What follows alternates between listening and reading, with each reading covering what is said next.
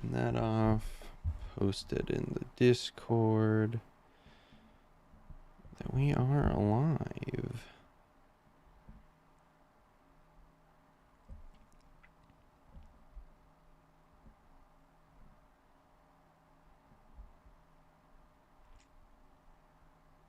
Perfect. All right. So, ladies and gents, hopefully you're all doing well. We've got my boy Van Seal, your boy AlsoTeeko. We are live on the season finale. How about that? The season finale of the Archives podcast, episode 19. Episode 20 will be the first episode of season 2, and that's going to take place January the 3rd. We've had what? Keg, JT, Fred, MJ, you, me.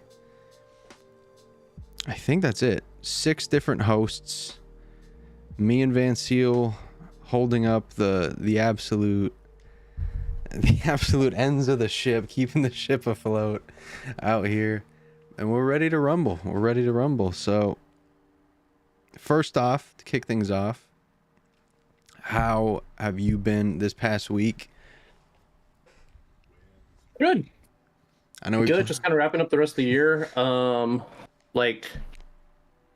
Yeah, just good. Just kind of reflecting on how fast this last year went or this year, and just how looking at Galaxy Heroes and how just the state of the game and kind of trying to connect the dots from literally a year ago today, and just kind of it's kind of crazy how the game's at. I'm not sure how I feel the state of the game at the moment. Because I'm so far behind you, I'm sitting here optimistic. Like, I have 4 GLs to build in the next 12 to 18 months, And that's awesome. And I think they're doing that. And that's the thing. I don't want to sound negative, but I know exactly what they're doing. They're trying to get all the top players to quit the game.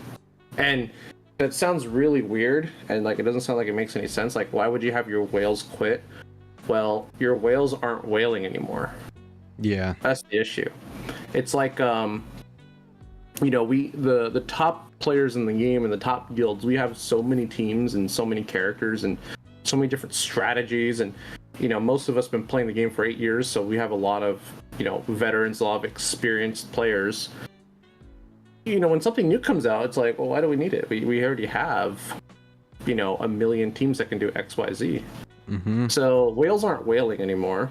So right now they're catering towards newer players, which they always should have been doing that from the start. But they're catering towards newer players to help expedite the farm, because the grind, the farm, the journey is honestly the best part of the game, I think. So that's what you're looking forward to, and I think something that it's gonna be a lot easier for you to do. But for older players, yeah, they definitely want us out. They want to kick us out. They want us to quit.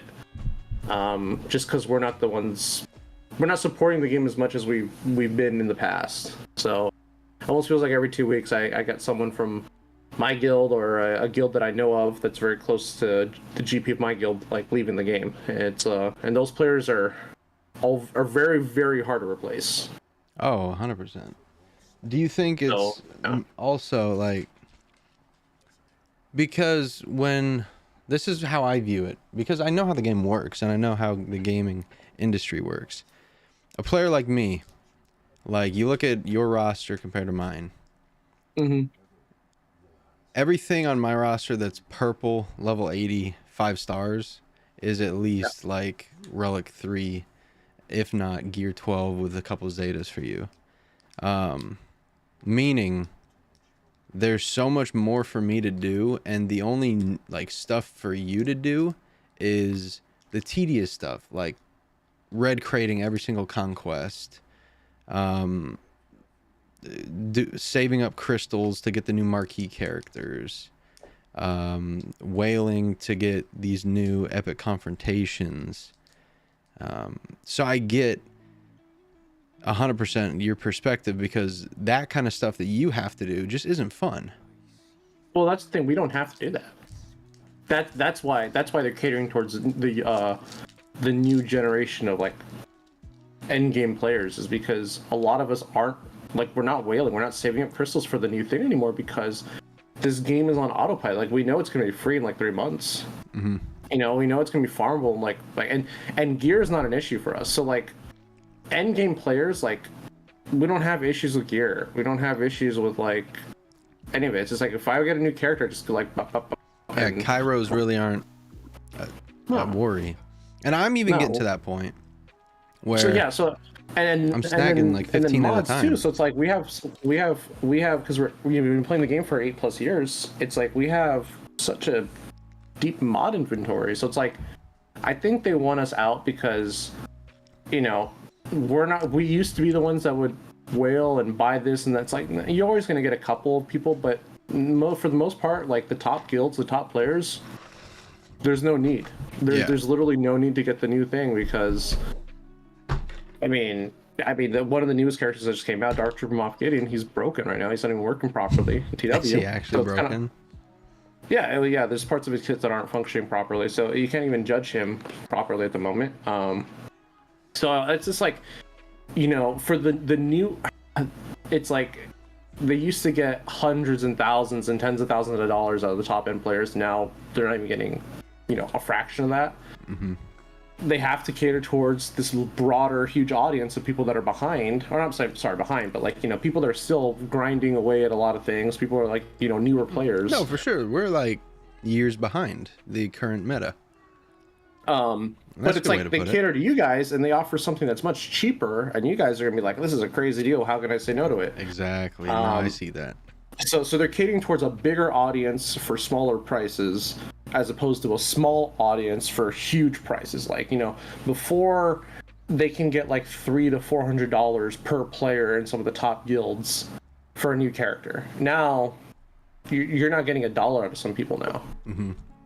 So yeah, they are catering towards new people, because here's the thing. It's like, let's say, I'll give you a scenario. Like, if the whole, like, the top end of this game, the best of the best, the top 1%ers quit the game, then all of a sudden everybody else is going to spend way more so they could be that top 1%. 100%. So the reason those people aren't spending right now is because it's like, well, they're going to have to invest tens of thousands of dollars on mods and this and that just to even get to that level. It's not even worth it. But if you eliminate the top players, now all of a sudden you have that void of like, hey, they're all gone. Now it's our chance to be, and then you become the new spenders, because you're like, you want to be at the top. Yeah. But there's such a huge gap between the top 1% and the rest of the game right now. I mean, the new raid, by the way, my guild's probably gonna get the max crate next time we do it. We're doing basically an R8 to R9 per week for free. Jesus. It's ridiculous. It's really crazy. And I'm just like, dude, I don't know what my roster's gonna look like in 8 to 9 months if I'm still playing. But it's just like, that is such a huge discrepancy. And that's why they want the top players gone. They want us out. They really do, because nothing in this game is catering towards us anymore, which is fine. I mean, but you know, that's why I think they're trying to get us out. They want new blood. They want to get out the old blood and bring in the new blood. Yeah, and I get that. And the analogy to what you just said that came to mind was Ford. So when Ford first started making cars, the Model T, it cost Ford $950 to create just a car. To create a car. In today's money, that's about $33,000 just to produce the car. Then you're gonna want to sell that for $50,000 to make some money, but no one's gonna buy a average car for that much money. So Ford's initial pitch was, hey, if you're wealthy, you can get from point A to point B so much quicker if you use this car. But they realized around the Industrial Revolution that they would make a lot more money if they could produce cheaper cars for for the everyman, because everyone wanted a car, just no one could afford them. And as soon as Ford started manufacturing cars at $300 rather than $950, they started to then sell so many cars. And I think that's what Capital Games, EA Sports, that's what they're doing. And you have to give them credit, because everyone always says, like, if there's 5 gas stations on a corner, if one of them just reduced their prices by 20 cents, they'd get all the business. Yet in the industries, normally there's the competitive pricing, and this game really doesn't have a competitor, whether it be Star Wars, Battlefront. Like, there's no competitor to the Star Wars. It's nothing. Yeah, so they can realistically put their price points wherever they want. So I'm glad that they kept it cheap, because I've only ever put $60 into this game. I don't want to go above that, but where we're at with it, I feel for the top 1%ers, because there just isn't much for you guys to do. Yeah, and the thing was, one of the biggest drives for us was, like, I always say this about this game, is you have to make your own content, because sometimes there just isn't. You have to make up things to, like, almost like pretend play as a kid. You have to make up your own, like, story or destiny or whatever to have fun in GAC. You have to make things interesting by doing stupid stuff, and I don't know. Anyways, one of the things that made it really fun for the top people was, I've told you this about the Gauntlet, is we know who we're fighting when we're fighting. Yeah, that's the one luxury we have that the rest of the game doesn't.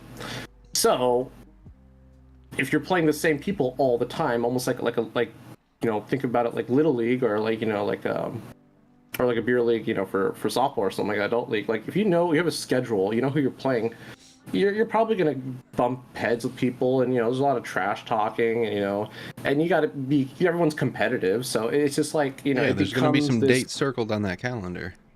Yeah, exactly, and it becomes fun, because then it's like, oh, cool, it's like, this is something the rest of the community or the rest of the game doesn't get to experience, so this is ours. We kind of had this, like, exclusive feel, like, this is really cool, and people are moving guilds, and it's almost like people getting traded from teams, like, in a real sport. It's really cool. And that's starting to go away now, because so many of the top end players are quitting.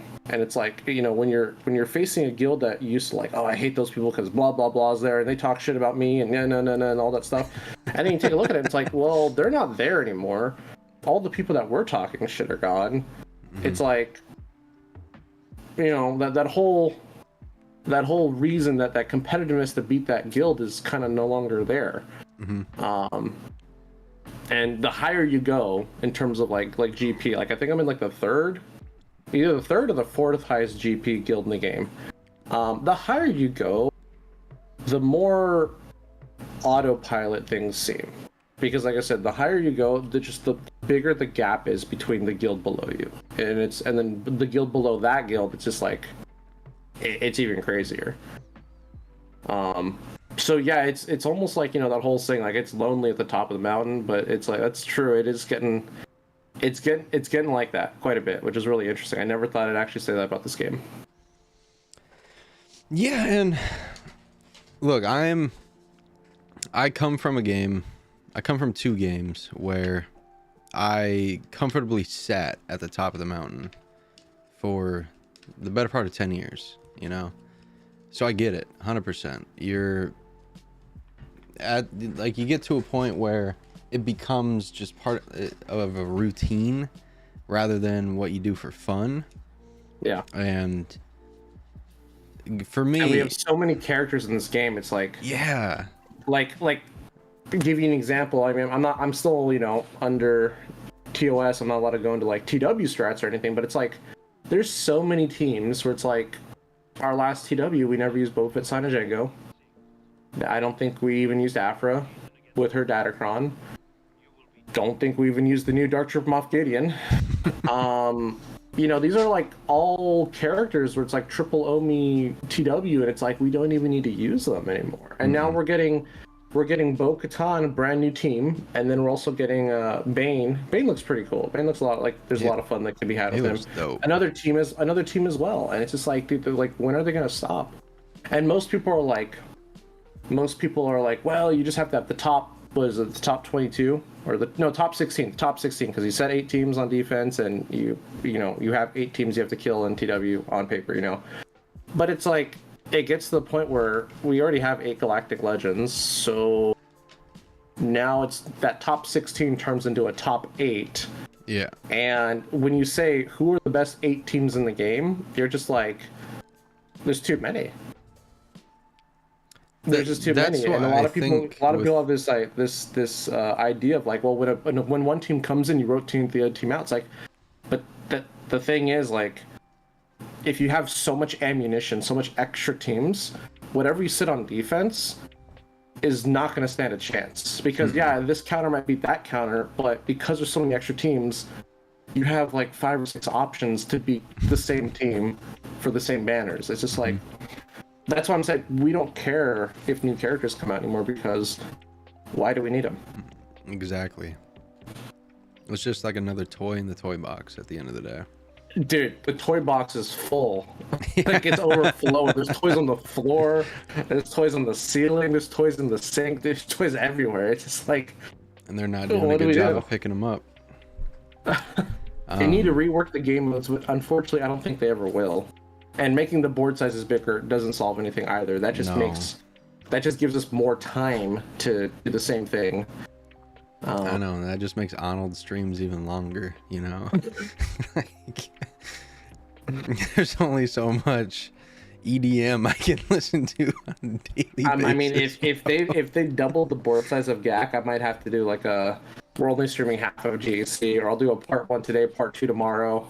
I don't know, because it's just like it's the same thing. It doesn't change.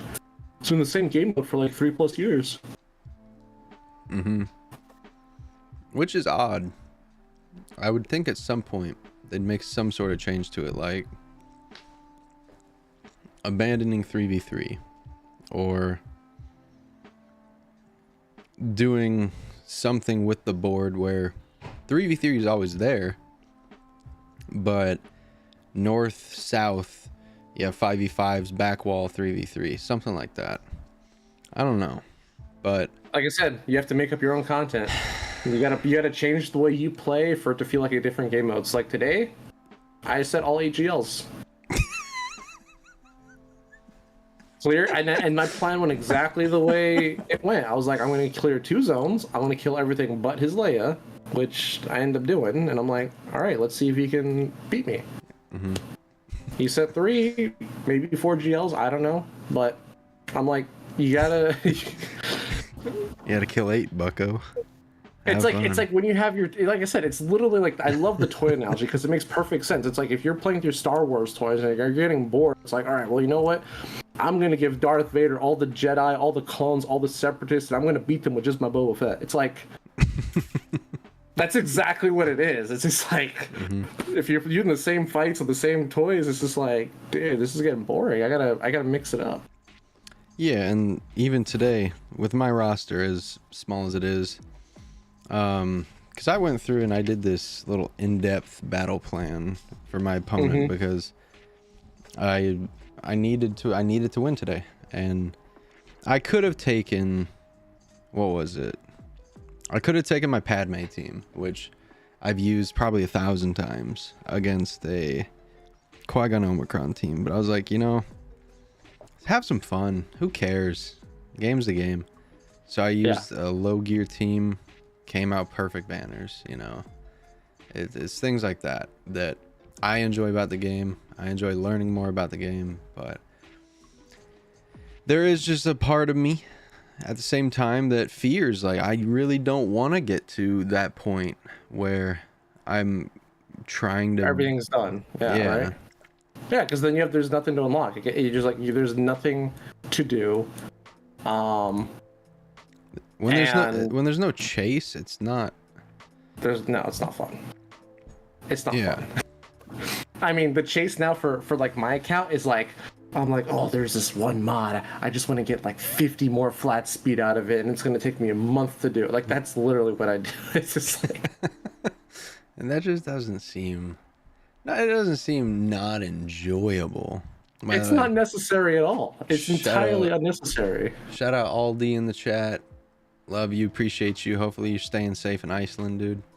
What's going on, Aldi? How's it going, man? I hope that they add something to evolve the game. Like you say in every podcast I've heard you in, something above GLs or something equal to GLs. Well, that's going to happen no matter what. I think we're done with GLs. I think they have to. I honestly think having 8 GLs is unhealthy. I think six would have been fine. But they need to do something that takes away, because they have been doing nothing but adding and adding and adding and adding to your roster for the last like I said, 8 years. They need to do something that limits what you can do, and we've already seen that in Conquest. Unfortunately, that is not the right way to go about it. When they have Conquest, they have feats that people just cannot do, and it's like, okay, well that's different. Okay, that I don't really agree with that, because it makes people feel like they can't really play the game mode. I'm talking about people that do have everything, and a lot of people that have everything will agree. When they have everything, it's like you worked on so many characters that are R8, R9, all these Omicrons, and they're just collecting dust. Literally. There's something wrong with that. There's something wrong with that picture. So I think, and I think this was an idea I came up with about a month ago. I was like that'd be so cool is if you had the option of joining GAC in a draft format. Yeah. Where literally you have access to anything in your roster, but you are going to be opening up packs. Like your roster gets put in packs, and you open up packs, and it's like you're guaranteed 1 GL or something. Like everyone's guaranteed 1 GL, and you get what you get, and you got to make the most out of it. I think that would keep things interesting. That would make things fun. I think what the game is lacking more than anything, though, is just like a live game mode. Because you finish your dailies, you finish your mods, you finish this, that, the other. There's just nothing to do. It'd be cool if they added something similar to what you're saying, where you're given like a preset on rotation pack of characters, pack of tunes that could be pre-modded, everything done by the game, and you have to just essentially fill out a GAC board, maybe with a 5v5, 3v3 in a fleet, and then you have to go attack somebody, and you keep going until you win, and it's like a live tournament type game mode.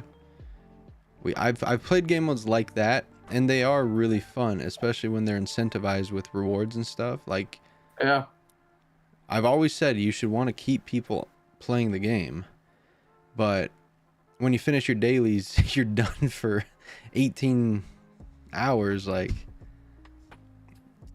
logging in here and there, grabbing your bonus energy, simming, getting off the game. Like, if that's what they want, that's their business model, cool. But like WD-40, you always want it to be there. Yeah, I mean, like for me, the other thing with me is I've been slowly the last 2 years cutting back the amount of money I spend per month on this game.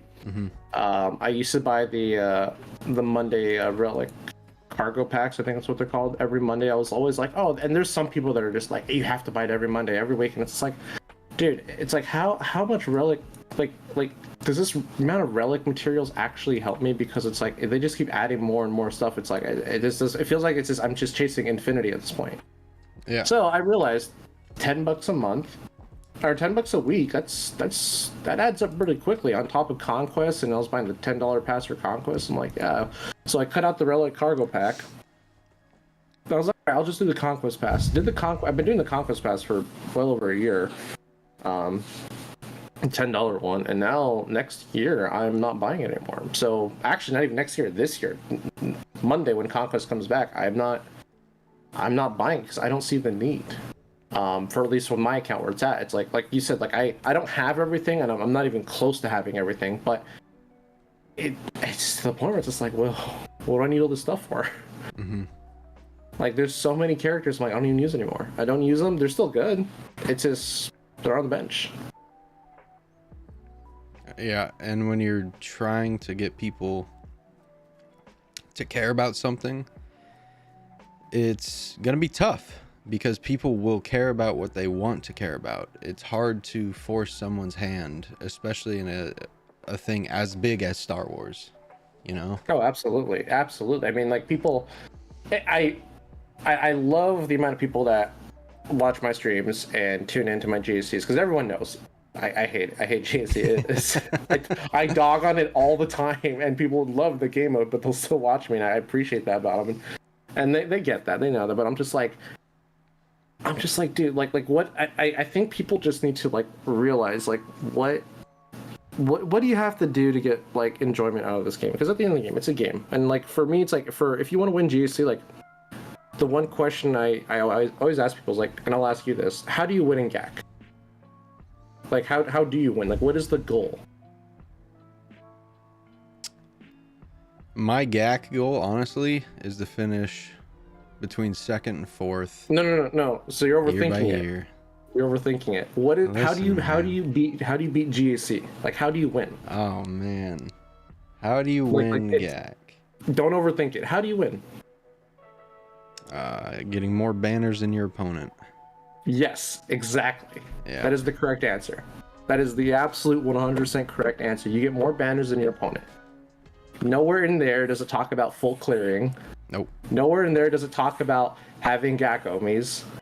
Nowhere in there does it, you know what I mean? Like, you just have to get more banners, and that's it. You just have to make that happen. And I feel like so many people are caught up in this, like, I have to do every GAC omi. I have to full clear. If I don't full clear, I'm losing. And I'm like, I feel like that mentality. You're a dinosaur. Like, that's a Zircon mentality. It is though, and this game is so caught up. It's got people so caught up about just doing all these unnecessary things. Like you're adding spinning rims on your spinning rims, and it's like, why? Mm-hmm. You just need to get more banners. You just need to do that. That's it. And I know a lot of people say, well, you got to be competitive. It's like, yeah, but like there's so many. There's like a million ways to skin a cat. Yep. And in GAC, it's like, I don't know. I feel like there's this giant illusion the community's created for themselves about how to be successful and how to win in GAC. Because even if, let's say, you do win a bunch, you're just going to lose the next week because the way it's set up. Like you're going to be placed against players that are 2, 3, 4, 5, 6 million GP ahead of you because you're winning a bunch, and you're going to get punished for doing well. Yeah. Very true. And if the opposite is if you suck, you have a bad week. Everyone has bad weeks. You should get a much easier week the following week, and then you're going to shoot right back up, and then you're right back where you started. So it's, I don't know. That's Galaxy Heroes for you, though. It is, and I hate being so negative about this game, but the biggest thing is CG's communication, man. Like even today, like, did you see that we had like an update today for the game? No. Yeah, so they added Bo-Katan, they added what's his name, Bane into the game and stuff like that. They added a bunch of packs, so there was like an update that went out today. They didn't say anything on the forums. They didn't say what was added, what wasn't added, what bug fixes, and their communication has been getting less and less and less and less every week. And I'm just like, it's kind of like a red flag for me. Mm-hmm. Man, I read Bane's kit though. He looks cool. He looks like a lot of fun. Yeah. He looks like a lot of fun, and there's a lot of cool different things you can do with him. I'm not running with C, if you haven't guessed it. Wouldn't expect you to, buddy. Wouldn't expect you to. I might actually run him with Lord Vader. Oh, another LV lifter. Nice. Well, no, just him and Lord Vader, because the whole rule of two. Oh, very nice. Why not? You know, Again, it like I makes said, sense. you have to make your own content. You have to come up with different ways. It's like if they give you a box or a cube, like like that little game, like the shapes for little kids. And you have to stuff the right shape in the right one. Yeah, Circle can go in all of them. my goal is to stuff the wrong shape in every hole. Essentially, is how I play this game. Pretty much. The star is gonna fit in the triangle. I swear. I swear, God. It's gonna work. Bane looks really sick. Bane looks really, really cool. It looks like a lot of fun. You know what else looks like fun? And this comes in from Bespin Bulletin. Again, a very reputable spot. And all they do is they verbatim send out what their sources tell them. We have news, which I'm not sure how great of news that this is, but The Acolyte, which is pegged to come out in 2024, underwent some reshoots this month in London. According to the sources, The Acolyte is or has been undergoing reshoots in the United Kingdom for a number of weeks. I was made aware of the reshoots a couple of weeks ago. That took place at the end of November and start of December, when the production ventured to Rickmansworth, a town located in Hertfordshire, England. The production set up in a local forest and shot for a few nights before moving on. It's unknown if the reshoots were planned or not. This person suspects that they are because reshoots it's a typical thing. Like if you go into editing. Yeah, of course. Apparently people got a glimpse of the characters, one of which had a short sleeve dark gray top and gray bottoms with black boots and a piece of black clothing over the gray shirt. So essentially a Sith. Sure. But as far as the Jedi goes, the onlookers thought that it was a female due to the long hair, but turns out it was a boy. Say boy. That's what they say. That's what they say. So it was like I am a man. As far as the reshoots go, though, and as far as the show goes, it's obviously taking place in the High Republic about 100 years before Episode 1. What are your thoughts? I don't think we've talked about The Acolyte. So, I'm not a fan of the High Republic. It's weird. The High Republic is so wishy-washy for me in terms of like characters to attach to, characters to get related to, just characters to just enjoy. Jedi are very different in the High Republic. They're very, very different. They're very different from there's Old Republic Jedi. There's what do they call Ezra, the Bogan Jedi, the Bush Jedi, Bush training, homeless Jedi. What do they call him? Who? Boken. Bogan. Bogan. Yeah.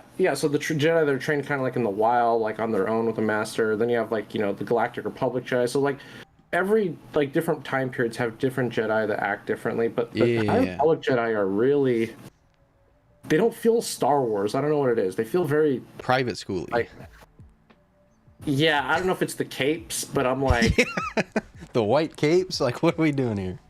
I'm like, yeah, it's kind of weird.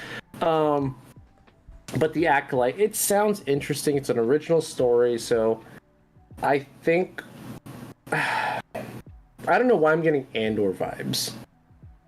I'm getting Andor vibes. Where it's going to be an original story, but I don't know if the story is going to be as impactful as we thought. Like Andor, a lot of people enjoyed the show. Andor was not my cup of tea, but I loved it, chat. I loved it. The story was not as impactful in terms of like. Does it change the way Rogue One is? Does it change the way you look at A New Hope? It's like not really. It's a very down to earth. Yeah, I wouldn't say that Andor story is in terms of grandeur. Right. I wouldn't say it's a I wouldn't say it's a grand story, but I think if you're sitting around a fire, you know, like stories used to be told, I think it's a great campfire story. Yeah. If you take and that's from kind of point A to point B. So far, or that's at least what I'm thinking. Because I'm like, I don't know. The thing is, when they do these new series, they feel so much shorter than they should be. I don't know if that's just the recipe that Disney likes to cook up and serve all the time, and they're saying we're not changing our menu. But you know, sometimes when they have these new shows and they're like 8 episodes long, there's a formula to these episodes. So like the first episode is usually pretty lengthy, just to kind of develop characters, to develop the setting, develop the problem, who the villain is. So the first episode is a lot of expositions, you know, and that's with any TV show, right? Because you just have to introduce the show. So we're already down 1 episode out of 8, right? And then you might have, let's just say, we'll just say you have a season finale. Okay, there's always going to be a mid-season finale. You have a mid-season finale, you know, where something happens where you kind of like you progress in the story. So it's kind of like your second episode already out of the series, and then you have a pre-season finale and a season finale. That's 2 more episodes, so we're already halfway through. It's like they do the same formula over and over, and it's just kind of like it feels like you have less and less time to tell the story and to world build. If you look at a show like Breaking Bad or something like that, where it's like a little bit longer in the seasons, it's if they feel like they flow, all the seasons flow one continuous story. I feel like when they do, especially even with the Mandalorian, like they're chopped up into segments. We get fed these little segments. So where I'm going with this is kind of like with Andor. There's a lot of world building with Andor, yet Andor was set in a time where we're all familiar with. I'm excited to see something closer to the Old Republic. Obviously, we're not quite there yet, but I just don't know if the series is going to be long enough for that time period, because it's all brand new. Like everything's brand new. This is all going to be the first time any of us are going to see any of this like live on screen. Yeah, the only thing that I think we'll see is Coruscant, maybe Yoda, if they should show Yoda, but we'll have to wait and see, because it's only 100 years prior, which begs the question. Darth Plagueis is 100 and I think he dies around 135 years old. Means he's a 30-year-old cat at this show, which means Darth Tenebris is still around. I wonder how much of it's gonna do with them, because if you're gonna tell I want to get this word right, a continuous story, you need to be clear with it. And this you have to have continuity. Yeah, things need to line up. I hope. I mean, the Acolyte. It's being marketed and pitched as a dark side focused show. I hope. Which Disney has never been good at telling the story of the villains. They've never really been like, let's tell the story of from the bad guy's perspective. Like, let's get a different opinion instead of our own. And Disney's horrible at that. So I'm hoping that they stick to it. I hope that they stick to this dark side idea. Like, we get to see the, things from the point of view of someone that doesn't agree with the Jedi. Because like with Battlefront 2, we were playing as Iden Versio, this girl that she's grown up in the Empire. She's special forces. Her dad is an admiral. She's long lived the Empire her whole life, and then defects in 2 days. And it's like, I hope they stick with it, because I think we still know so little about Sith, and they don't need to explain everything about it. But I think it's just a whole area we really haven't explored ever in Star Wars. I think the most you ever really learn a lot about the Sith is in the Old Republic. Yeah, and it's a slippery slope. It's a dangerous slope, because you can't do it wrong. I fully expect whoever the main character is of Acolyte will be I think it's a woman anyways. I think she's gonna turn to the light. I think that's just what Disney would do. Yeah, and that's what I don't want them to do. I would like to, and the thing is, you can. That's why the Old Republic is so great. That's why I love it so much. Is because there are a lot of characters that are villains, or they're portrayed as villains. They're part of the Sith Empire, or they are a Sith themselves. But at heart, they're actually a decent human being. They just have a different political view than you do. They've grown up in a different place, but they actually do everything they do makes sense, to their point of view, to their politics. And there's also a lot of Jedi that just end up being super corrupt. Yeah, a la Darth Bane. Yeah.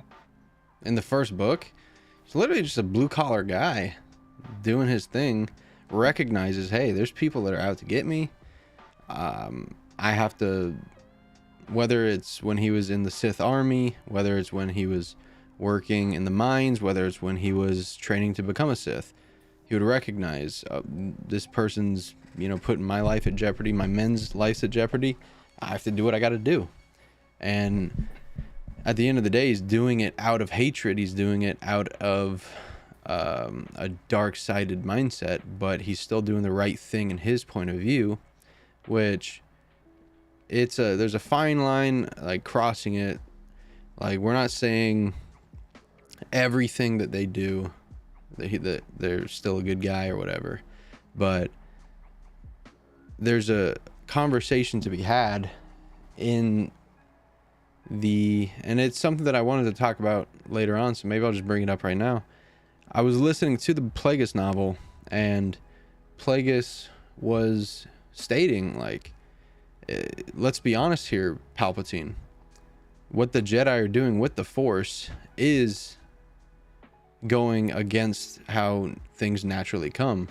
How the usage of the Force started was the originators, the Rakatans, and they took this mystical energy, this mystical being, the Force, and they warped it and bent it to serve their will. Then an offshoot of the Rakatan, who went on to enslave the Sith, and then there were just good people in the Sith that became Jedi, then wanted to go through the Force rather than go against the Force. So when you boil it down, Jedi are just light Sith, if you think about it. Yeah, I mean, a Force user is a Force user. Exactly. You're using the Force. You either dress like, somebody's dad and be a Jedi, or you dress pretty hot and sexy and you're a Sith. Mm-hmm. Simple. But no, and it's just and I think that is one angle I really wish they would focus on, is being able to have a Star Wars show from like the blue collar perspective. Yeah. The person that's just like, I hate the Jedi, I hate the Sith, I think they're both crazy, they're both always fighting, we just want to live our lives, kind of a thing. And it's so funny how you can relate that to today's politics. But it's and I think, like I said, I really hope that they focus more on the dark side part with Acolyte. I really hope that, like you said, and you're probably right, whoever the main character is probably going to be redeemed into the light. It's like, oh. The same old fucking story every time, man. But I think it's super interesting when you have a villain and you learn more about them to the point where they think they're the hero of their own universe. Mm-hmm. I think it's such an interesting take with villains, is because, that does, make you question, like, are they doing the right thing? Am I doing the right thing? And I just think that's when you have a well-written characters, when they think they are the hero, they're doing good, and they can give you reasons and they can make you think and contemplate about those reasons. That's when you have a well-written character. These characters that just automatically default to the light, it's like, it's the same thing all the time. I mean, I don't know how many times we've seen that in Star Wars, where people just default to light, and if they do go to the dark side, it's just for a little bit. It's like they put their big toe in the water, mm-hmm. and then they're like, okay, I'm done. And everyone's done it. Luke, you know, in the Cave of Evil, he kind of tipped his big toe in. Was like, okay, I went to the dark side for like 2 seconds. Rey, screaming at Kylo to give her that triangle. Kylo did it, you know, and Kylo spent the majority of his life in the light side. Yeah. I think he only went to the dark side for what, like 3-4 years? And he was 30 even then when he died? Even then, he was renting. He did not own a home in the dark side. Right. Yeah. Anakin fell to the dark side more than once.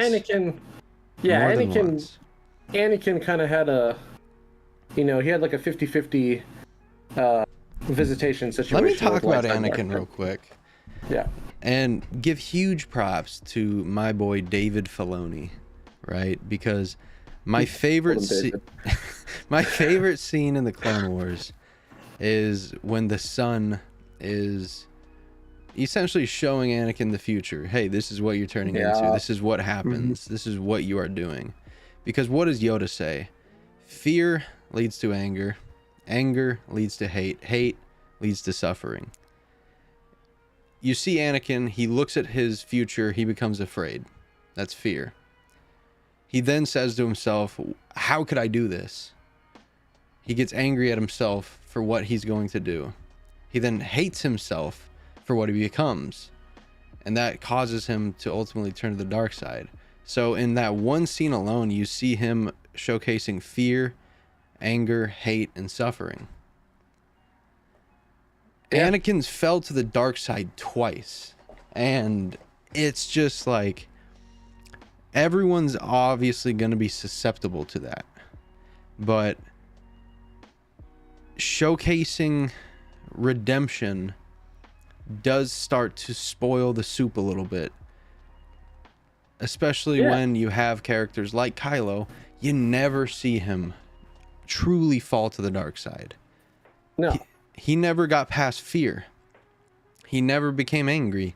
He never became hatred. He never suffered. He was only ever afraid, and he was only ever afraid of being alone. Where Anakin, in multiple movies, for multiple reasons, for multiple... And not to cut you off, but like Rey even points that out. Yeah, 100%. In a Force Awakens, she goes, You're afraid that you won't be as strong as Darth Vader." And he was like, "Oh no." And yeah, it's just, you're right. Like, he's only. Don't you say that? You've been talking to my therapist. Yeah, and that's the thing. Like he's always only known fear. Never been, maybe a little bit of anger, but I don't think I've ever seen him get to that hatred part. No, or the suffering. That's the cool thing about Yoda. Yoda's been around for 800 years. He's probably seen those stages in his own disciples. Yeah. I've seen Jedi who have been encapsulated in fear. I've seen Jedi who have grown angry. I've seen Jedi who had hatred in their heart. And I've seen Jedi who ultimately suffered. So what I'd like to see out of a show like this, don't show me a redemption arc. Show me a fall. Show me a fall. It doesn't need to be instantaneous, but it can be instantaneous, you know? And it can be a slow burn too, because I think the thing with Anakin is, you know, when you just watch it episodes 1, 2, and 3, it feels like he turns to the dark side pretty quickly. It's like, oh, he's only had a couple things bad happen. It's like, no, it was Anakin's dark side fall was a pretty slow burn, especially if you watch Clone Wars or read some of the novels of before the Clone Wars when he was training. Like, there was a lot of things going on, and he was under immense pressure from everybody. I always thought it was so stupid how they announced that he's the chosen one. It's almost like it almost reminds me of like Harry Potter. You know, everyone knows Harry Potter because he's the boy that lived. He has the scar on his. It's like he's always under immense pressure because it's like Harry Potter copied Star Wars.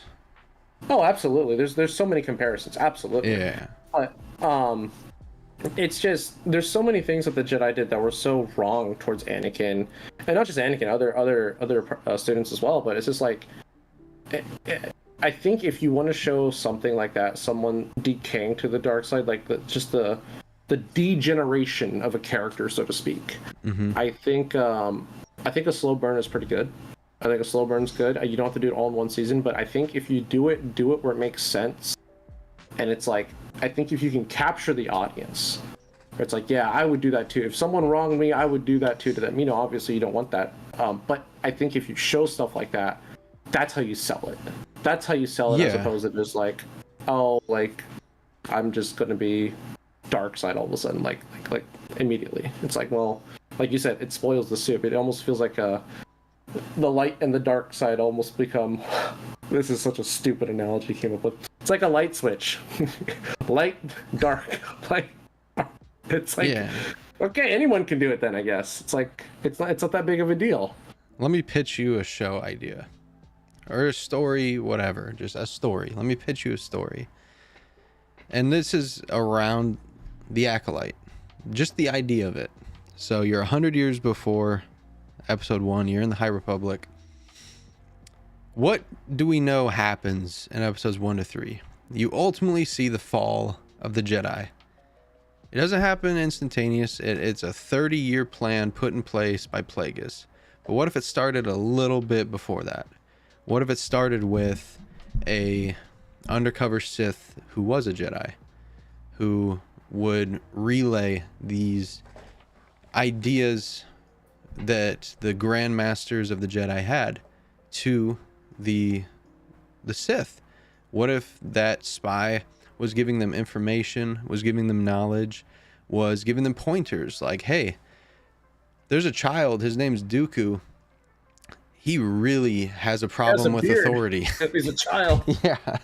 He has a huge problem with authority. He comes from a rich family. He's very pompous. Keep an eye on him. Or, hey, there's a kid named Anakin Skywalker. I feel so much burning hatred from him. Keep an eye on him. He beat up young Greedo. Keep an eye on him.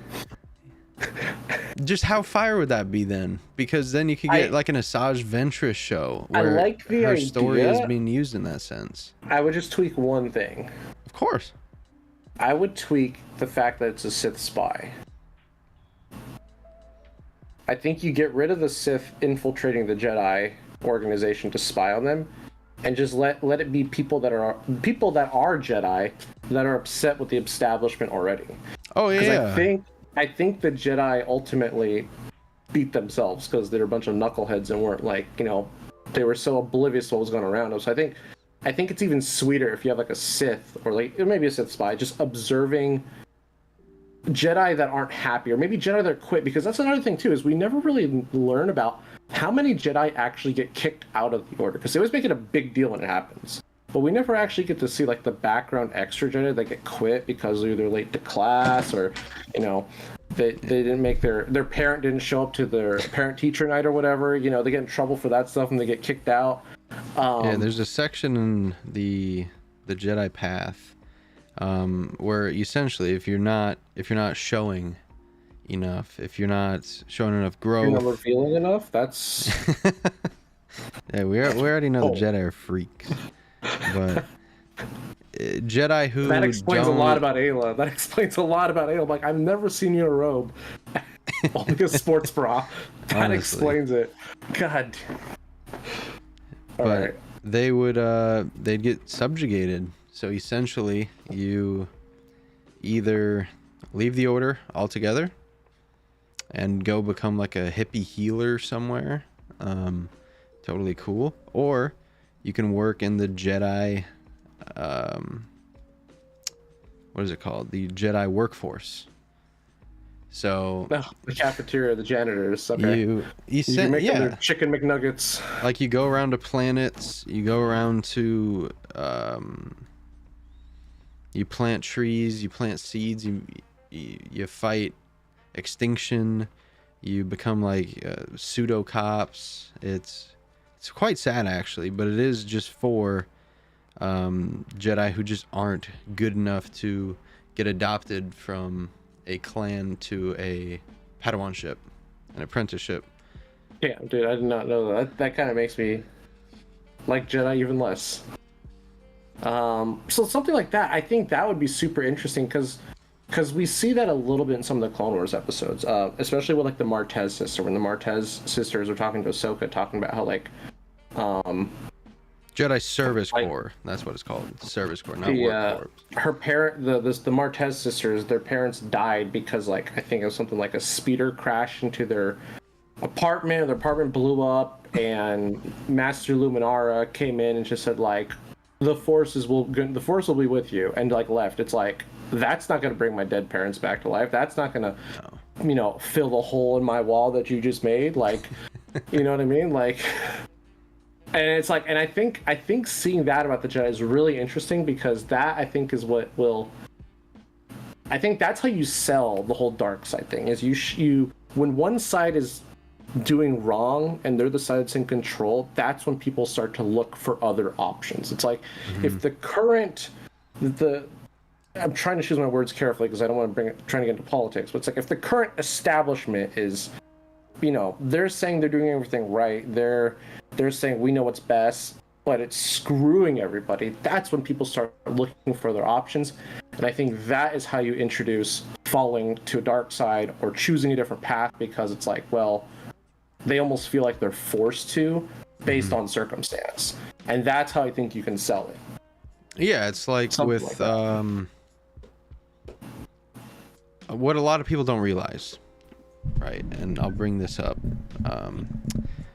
When you say the Pledge of Allegiance, it's I pledge allegiance to the flag of the United States of America and to the Republic for which it stands. So it's two different parties whom you're pledging your allegiance to. The United States of America and the Republic for what it stands for. The Jedi kind of had the Jedi were completely enlisted to uphold the people of the Republic and to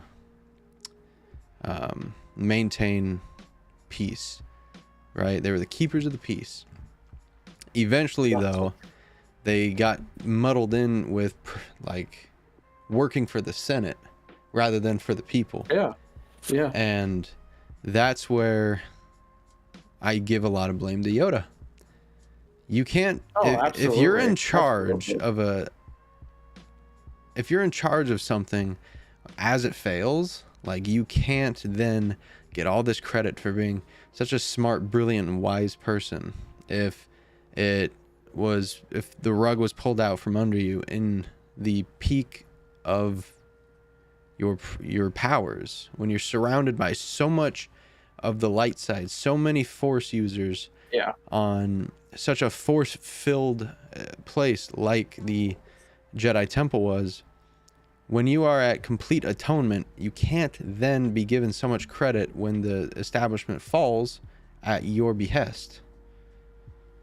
Yeah, no, I totally agree. And I think, I don't know what went on, but it's like I could totally see something like Yoda being like, hey, like whoever made him that offer or whatever, whenever it happened, of like, hey, let's get the Jedi involved more in politics. I'd imagine Yoda probably said no at first, but then whoever got him in there was probably like, hey, we can give the Jedi funding, we can help you in your cause and you can help us in our cause, and it's like it's a win-win without realizing you're changing the course of history for your religion, so to speak, and you're kind of like, and then they got too comfortable. It's almost like I feel like Jedi are the type of people that go through a drive-through, order a salad. It's just like, I must do what's right to the Jedi code. Or they order like a prostitute and they only pay for a hug. You're just like, what? I just want to talk. It's like it makes no sense. It makes literally no sense. Which, I mean, we should bring up the Jedi are, apart from if you want to get into like the reality of it, thinking that Jedi were fucking the whole time. If you go by, Boy Scouts honor, they're all virgins, so. Yeah, I totally believe it, 100%. And I also want to say one thing, because I've defended this before, but Anakin's, I don't like sand. It's coarse, it's rough, and it gets everywhere. I don't like sand either. What happened? Everyone says that's El Riz.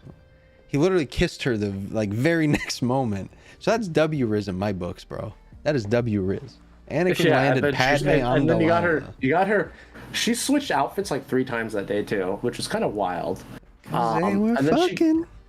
And then she got in her her S&M outfit, and she's like, "What are you talking about? Like, I always read books in this kind of thing." 100%. Okay. But yo, Monkey Man, if you want to get in here and talk Star Wars, bro, you message me on Discord right now. Open call if anyone wants to hop in. Fucking let me know. But I'd love to talk Star Wars with anybody. Aldi, if you want to hop in here, Monkey Man, let me know, man. But Padme and Anakin were getting down. 100%. Oh, dude, absolutely. I mean, it's hard to have twins. I don't know if you know what goes on in the biology of having twins, but I mean, you need 2 healthy people, and they need to be very healthy together. The big Monkey Man makes a good point about what we were just talking about too. The biggest thing is that the Jedi weren't just a religion; they were a militant group. They were just like Christians or something, and the Senate was in need of a military. That's facts.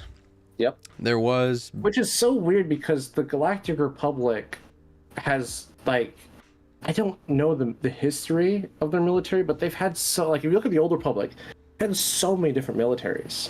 Essentially, with the Republic, it's like they only have one when they need one.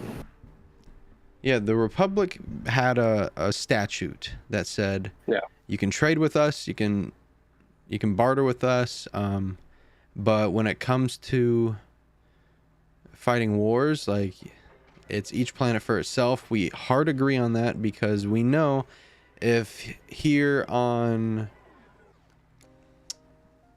Maigito, if Naboo goes to war with Kashyyyk, if we intervene, we're starting a intergalactic Republic war, and we're not going to be the ones that cause the downfall of the Republic.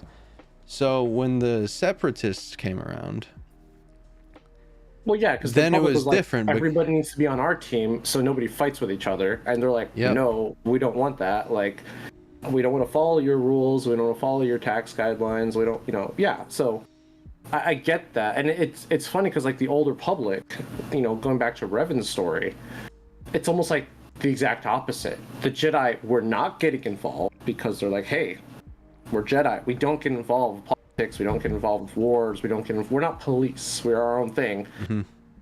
Which at the time, I think was the wrong call because Revan was 100% right about what happened. And, he brought 1/3 of the Jedi with him, which is crazy to think about that. 1/3 of the Jedi were just that ready to leave because that just shows you that the Jedi has never been perfect.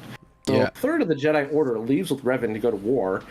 And even if you want to break down that 1/3 of a Jedi, bro, that's maybe like 1/6 of the Jedi, and they're taking their best friend.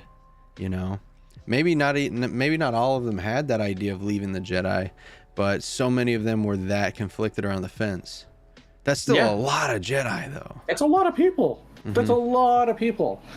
And because they weren't getting involved, because Mandalorians were going around just pumping lead into anybody that looked at them funny. Mm-hmm. And obviously that's wrong. There's no military. There's nothing. Yeah, someone's got to stick up and stand up and do the right thing. Say no to bullying, pretty much. And it's so funny because it's like now it's the exact opposite. It's like they want to be involved, and they're like, and they are the bullies, kinda. And it's just it's like they can never get it right. I don't know what it is with the Jedi. It's like I don't know, because what a Jedi is, when you see like the real like you see a Jedi who's like the prime example of what a Jedi should be, like Qui-Gon. I still consider Ahsoka a good example of what a Jedi is. Anakin too. It's on certain points of his life. It's like that's awesome. That's what you guys all should be like. Nah, you know what? Anakin was a fucking great Jedi. He really was. He was. Like I said, at certain points of his life, there's other times he did some questionable things. Yeah, and where I realized Anakin, and I started my rewatch, obviously, and in episode 2 I'm watching, Anakin, when he sees Watto, like, I feel like something comes over him, genuinely, because he just becomes a much different person than he was before they got to Tatooine. You factor in he's there with the lady he's in love with and he's alone. You factor in he's back on his home planet, and then he sees his like slave holder. It does feel like something comes over him, and immediately after he finds out, like 30 minutes after that, he finds out his mom is dead. 2 hours later, not 2 hours, it's probably like a 10-minute speeder ride, because I actually researched Tatooine speeder rides for my book, funny enough, so I know. Not as big as you think. No, it's not. It's about, Tatooine's about the size of Earth's moon. Yeah. It's not that big, and It speeders just go feels pretty big fast. because there's nothing there. Yeah. So within 30 minutes of showing up to his home world, he finds out his mom's dead. Within an hour of that, he slaughters a Tusken village. You know, it all happens pretty close, and if something happens at work, that sets you off. You're holding on to that for at least a couple hours, maybe 3, 4, 5 hours, maybe the rest of the night. You know what I mean? So Serious question, but also not a serious question. Mm-hmm. If we reordered everything you just said, let's say he gets to Tatooine, mom dies. Mm-hmm. The Tuskens happen later, but Watto is in between. Do you think he kills Watto after he just found out his mom died? Yeah. Watto lucked out, man. Genuinely. Right place, right time. Yeah. If Anakin finds out his mom dies, and he bumps into, like, Into he's Watto. obviously, if he's with Padme's stopping him. But if he's by himself, like if he says, Padme, I just need some time to myself. I just need to take a walk. Would stop him. She might be into it. No, Padme would stop it. For sure. I don't know, she's racist. She doesn't like aliens, Padme.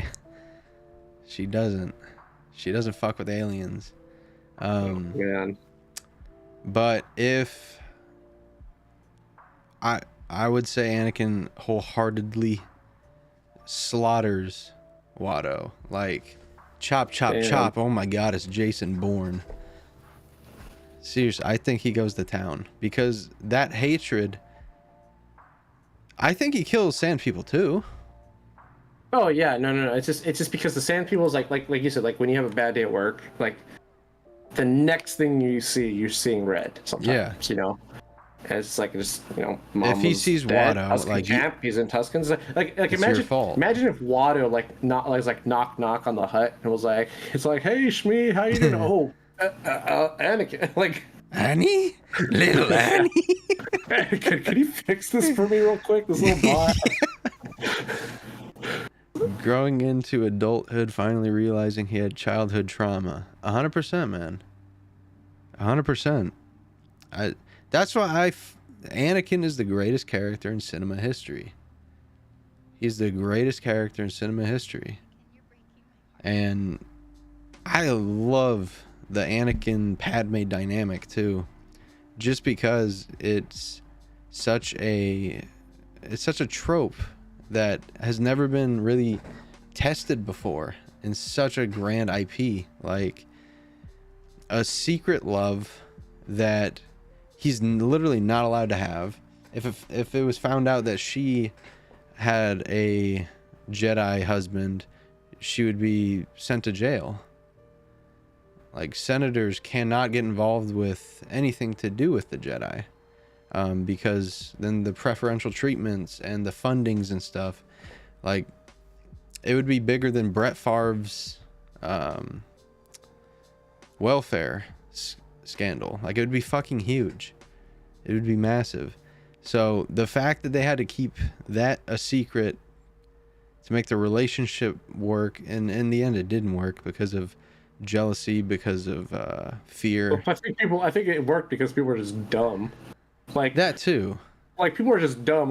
And even Obi-Wan knew. Obi-Wan knew they were a thing. Yoda had to have. Like she ran up and kissed him at the end of episode 2. Anakin. Yeah, I know. Like, hi Obi-Wan. And like the scene in episode 3, like, okay, so it's the Senate building, right?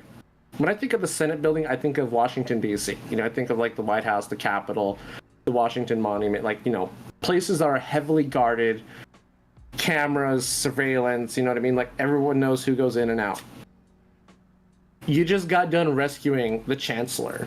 You're walking to the front door and you go, excuse me, you disappear, walk 3 pillars down, 2 to the left, and you're making out with somebody right there, like, and I'm just like, and not just somebody. Nobody, the hottest just woman realized, in the galaxy. Nobody just realized Anakin just walked off. Like he goes over to Bill, he's like, excuse me. He goes, oh yeah, sure. Can you go do whatever you're gonna do in that corner? Don't look. You guys keep walking, but slowly. I'll be right behind you. I swear to God. I'm just like, how dumb is everybody? Like no one knew Anakin. Which is hilarious too, because Anakin was a fucking galactic celebrity. Him and Obi-Wan were on the news every single night. Yeah. And everyone knew the names Skywalker and Kenobi. Everyone. And they're always hugging and kissing on Padme's open balcony to the whole planet. So I'm wondering, the neighbors are just like, what's going on? Did she do that with all the Jedi to make it seem like it's a normal thing? That's why Anakin thought Obi-Wan was taking her then. Maybe. You took her from me. You will not take her from me. Were those your Jedi boots at her apartment last night? Yeah. I don't mind. I don't wear an 8.5. My feet aren't that big. Was Mace there? Oh, God. Yeah, no, it's just, it is, it's funny when you think about it. It's like, I feel like people knew. They had to have known. Because, of how they just didn't want to talk about it. Exactly. How much of they didn't want to do the paperwork. They're like, let's not open that can of worms. Like, let's just, she's not having kids, Facts. They're doing this. They're still behind the pillars, even though they're in broad daylight, Like, they're wearing cloaks. You don't really know it's actually them. Monkey Man said in the chat, Chandler kisses everyone to hide the fact that he kissed Monica. Exactly like that. So, like, one day she's reporting to the Jedi Council. Oh, bye, Anakin. Oh, bye, Caddy Moon. Could you imagine she kisses Anakin on the lips in front of everyone, and then she just has to do that going forward every time. That's just how I greet everyone. Yep. Everyone whose name is Anakin. We're just friends, though. Oh, God. Ki-Adi-Mundi's the exception, man. I don't know why he got an exception. His species. This is so fucking crazy. It's all made up. Anyways. It's all made up. Like, you didn't have to add that Ki-Adi-Mundi was laying the pipe to 7 women. Like, what pervert came up with that, man? It surely couldn't have been George. And what doesn't help is his voice. He's always like I can't even mimic his voice, but he's just oh, I don't know, like this. So just. I'll look up a line. I think I can do a decent one. There's no romance. There's no riz, anything there. It's just he is a political idealist, not a murderer. Yeah, it's just impossible. The Sith have been extinct for a millennium. Oh yeah, the one line about the Wookiee attack. Yeah, what about the attack on the Wookiees? It's nobody cares, man. Nobody cares because we all know you get to bang 7 women. We don't care what you have to say. You know why he said that? You know why he said that? I guarantee you he was sleeping with a Wookiee too. You think so? He was probably well, Yoda, you never said I had to save my race with my race. He probably that's probably why he always volunteered to be the first person to visit every planet. Did you know he was Did you know he was 3rd in command? He was the vice assistant grand master. He also looks really dope when he puts his hood on, I'm not gonna lie. Yeah. Oh, that funeral scene is tough, bro. Yeah. I'm like, dang, he looks like the Pope. He looks really cool. And I like that he is that, like, popish figure in the Jedi. It doesn't help that he's sleeping with so many people, but... No. But good on him. Okay. Did we ever find out if it worked? Did he, like, repopulate his species before the Battle of Magneto? I don't know. I mean... Because, in theory, Yoda orders him, hey, every other Saturday, after every 7 days of, abstinence, we need you to go do your thing. In theory, all of Luke's students are all of his kids. Could you imagine if we see the new Jedi Order and there are a bunch of coneheads? Like, oh, we all know where they came from. Yeah. Like, no wonder Kylo killed them all. He was the only normal-looking dude there. Yeah. Apparently there were only 1,000 males to 100,000 females. I like those odds. So every man was assigned 7 women. This is what I think. I think every other guy was assigned 49 women, but because he could only do it 1 day a week, he got 7. That's what I think. Actually, now I'm thinking about that. That doesn't sound fun. That sounds like a lot of work. That sounds miserable. 7 times a day?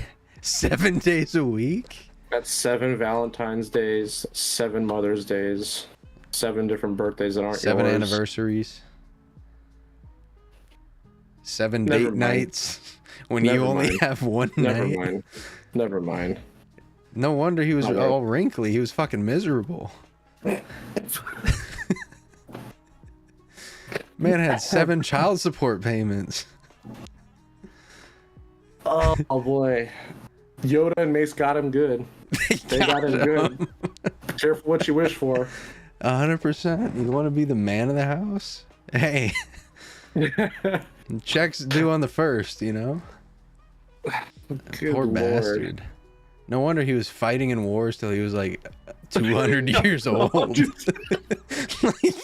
he literally couldn't retire. He's like your old Commander coworker that's falling asleep during lunch. Like, just let the guy go. Commander Picaro's like, sir, when are you going to retire? He's like, I can never retire. I just had 12 more children. Yeah. The streets got me. They need my life insurance. I hope this war lasts another 74 years. This fucking bullshit, man. Oh, by They the told me way, as long as they keep making clones, I have to keep making kids. I need time off every Friday for the next 4 months. Don't ask me why, ask me how. I'm thinking I rock with the theory. I rock with the theory that just like at college, just like in high school, people are fucking. Yeah. People are fucking. Attraction is, I feel like, our most natural instinct because our key function is to reproduce as humans. Yeah. Reproduce and create art. Those are our 2 major functions, and I don't get how you can instill 3-year-olds, 2-year-olds, babies, hey, fight your natural instincts, Everyone in high school and college was fucking. Let alone adults. Unless you're off meta. Unless you're off meta. Then you're Unless you're off meta. just somewhere out left field. Focusing on your grades. Those are your Obi. Nah, I was about to say those are your Obi-Wans. He was fucking. Well, we'll see. See, you would be focusing on. See, yeah. So you could be off meta and focusing on your grades, but then you realize you're still not getting good grades. So it's like, fuck. You're like, shit. We're doing wrong. Yeah, Obi-Wan too. Yeah, Obi-Wan with Satine. Yep. Yeah. for a while. They had a kid, Corky. Was that their kid? Yeah. If you ride the theory, it's a theory. Okay. Yeah, it's a theory. Because he gets dropped. I remember he's on the phone and he gets punched in the jaw like no tomorrow.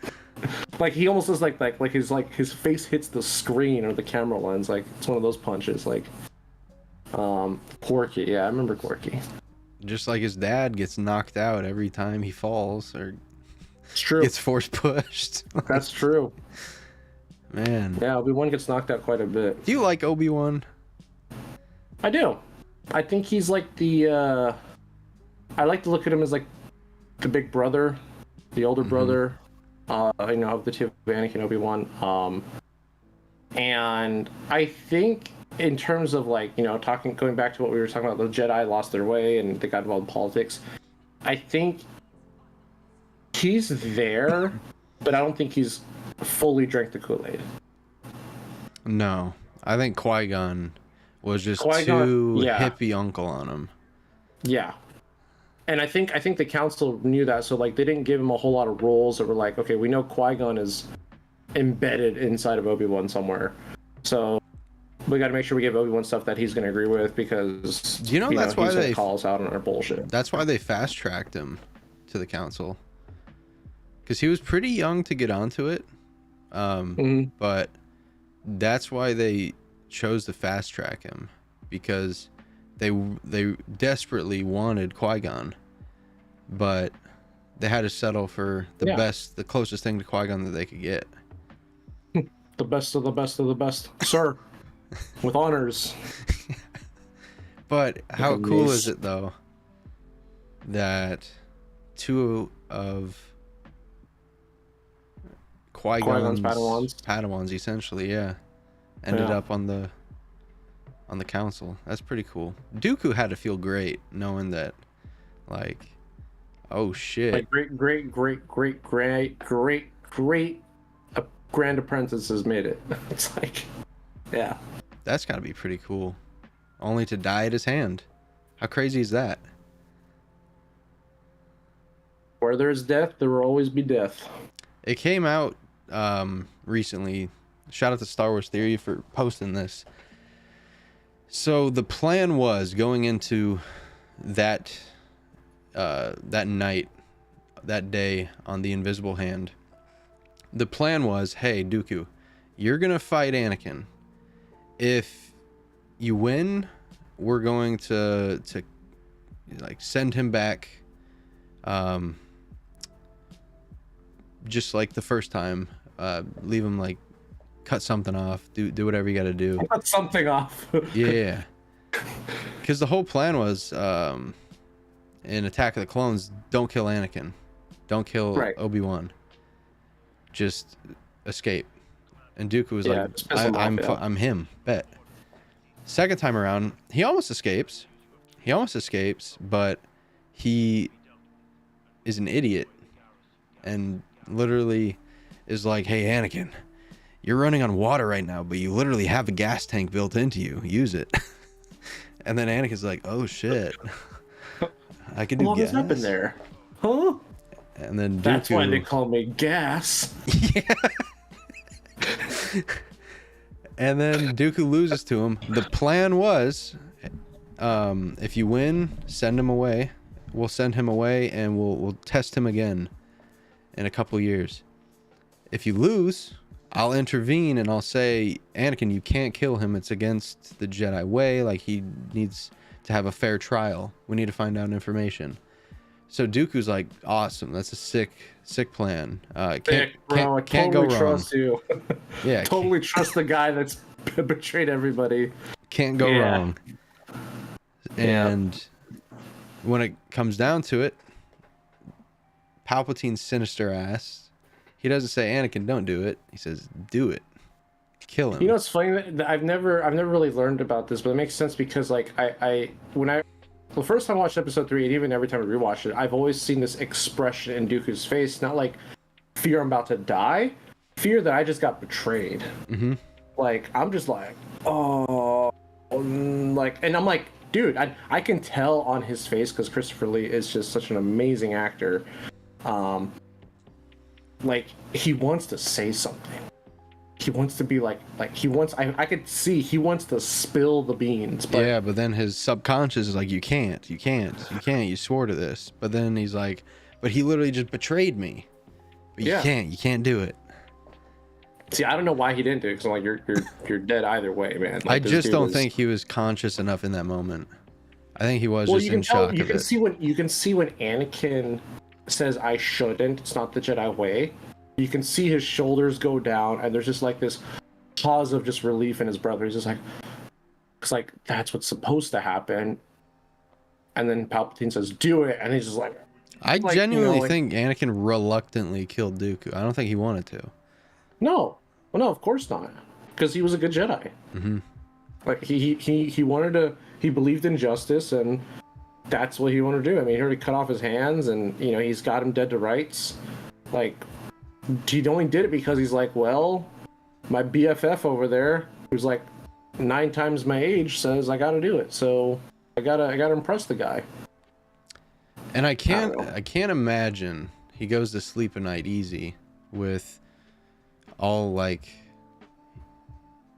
the feelings of guilt and stuff, killing an unarmed person, because no, he starts having nightmares about Padme dying. Yeah, he doesn't ever have unjust unarmed deaths.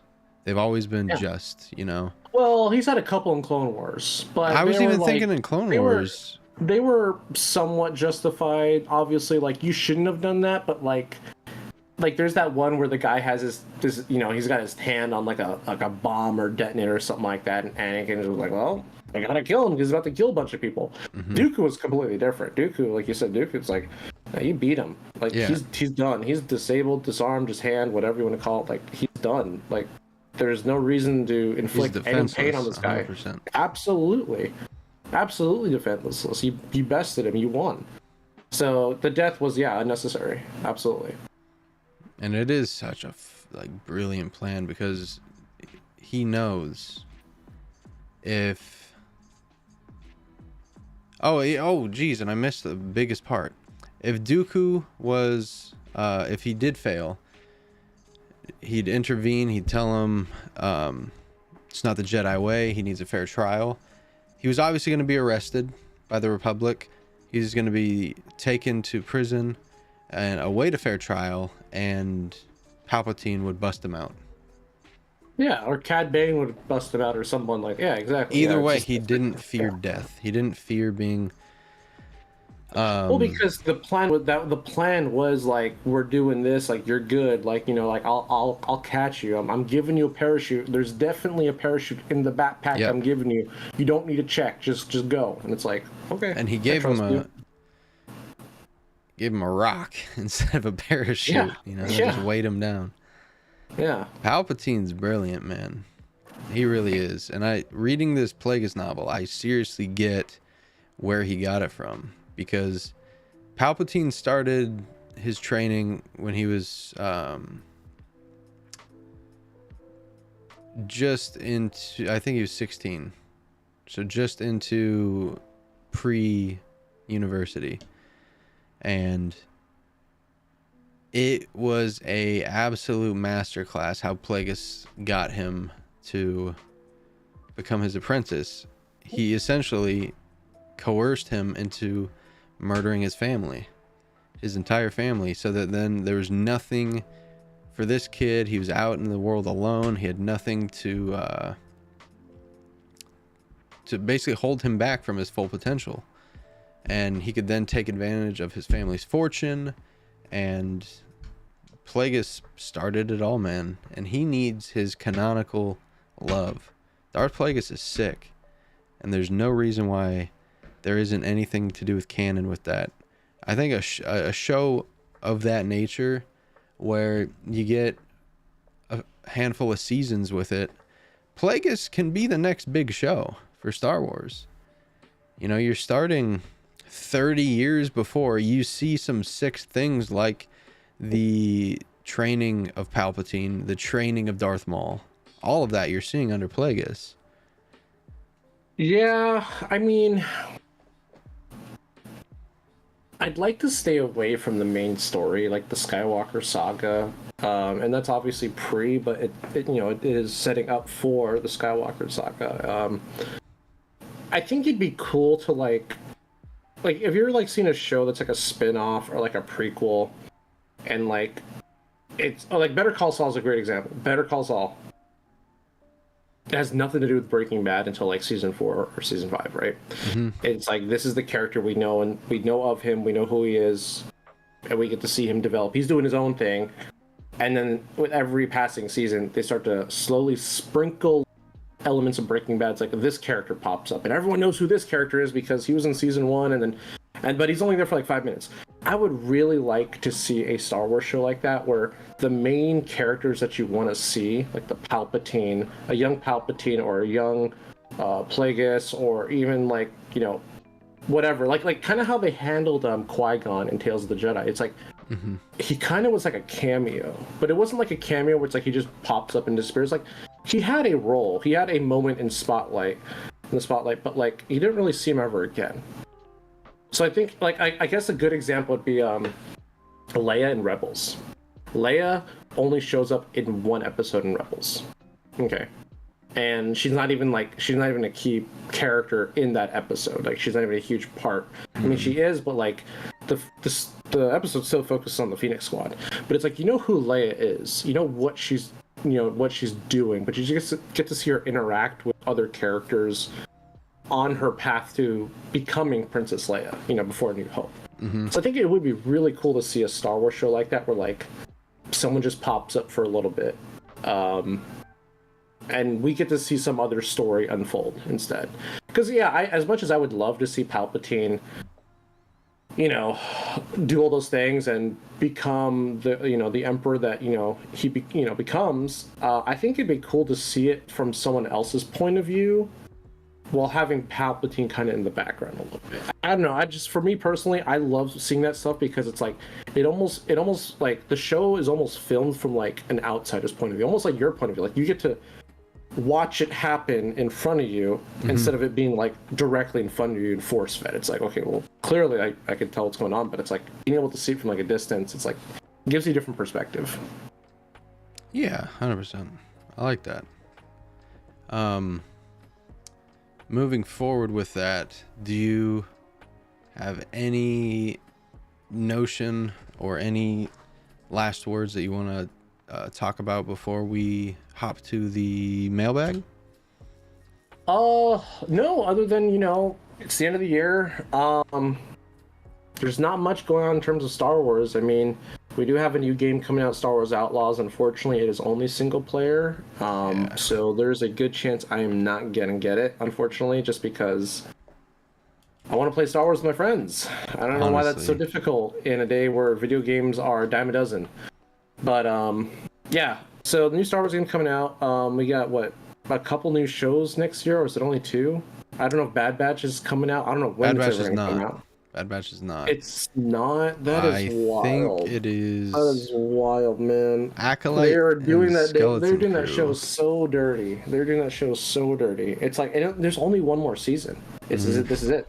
And apparently it's already done. They just don't want to release it. Yeah, so I don't know. We'll see. We'll see what happens with Star Wars. I mean, I think the only day we can expect some Star Wars news is probably May 4th. So 5 months from now.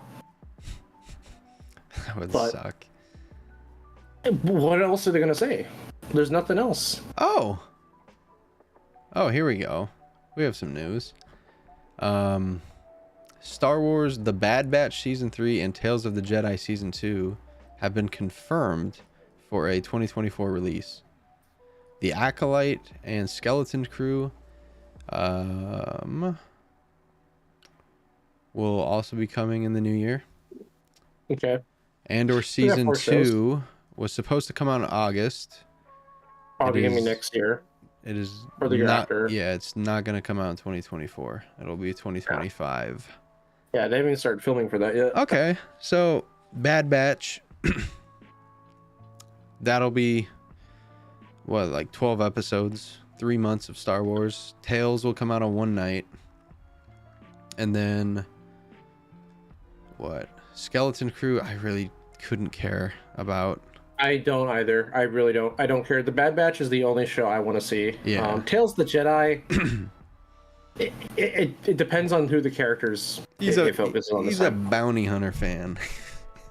He wants Book of the Bounties. Yeah, give me a Book of Bounties. Well, no, because they also said that of Django.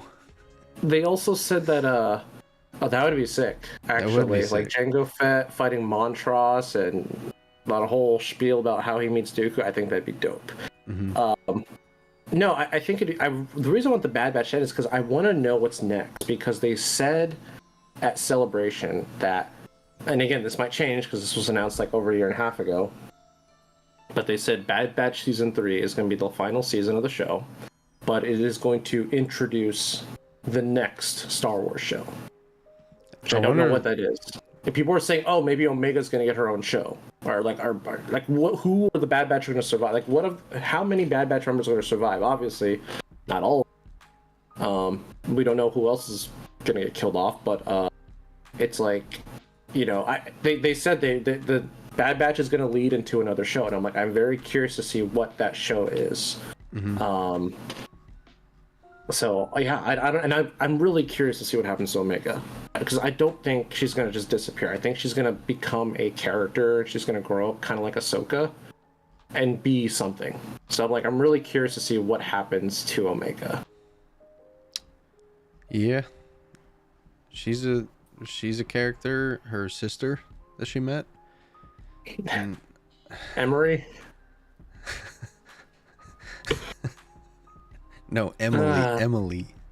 Emery. You sick bastard. Emery. It's how they say it in the show. It's how it's spelled. I wonder if that's going to retire that art style too. I don't think so. It sounds like, because the way they talked about it, they said that's their next show, because they even said they said the same spiel with Rebels. Like, Rebels season 4, Rebels is going to be the end, but we're going to introduce a new show. And it's like, okay, obviously Resistance was kind of the outlier, because Disney had their fingerprints all over Resistance, nothing around Rebels. Rebels was literally like, we don't know what to do with this IP we just purchased, but the people that were working on Clone Wars, let's just let them keep doing their thing. Mm-hmm. So I think that art style is going to continue. I think it's going to continue because it's only gotten better. I mean, if I don't know if you've gone back and watched Clone Wars season 1 or even the Clone Wars movie, looks awful. And then you look at season 7 of Clone Wars or Bad Batch, and I'm like, dude, it is clean. Yeah. It is clean. I'm about to start my Clone Wars in chronological order. Yeah. I'm not going to enjoy the first few weeks, first month or two. It's going to take a while. Yeah, it looks like everyone's running on ice. Yeah. And the shapes are just so goofy. But yeah, Bad Batch is gonna be sick. Yeah.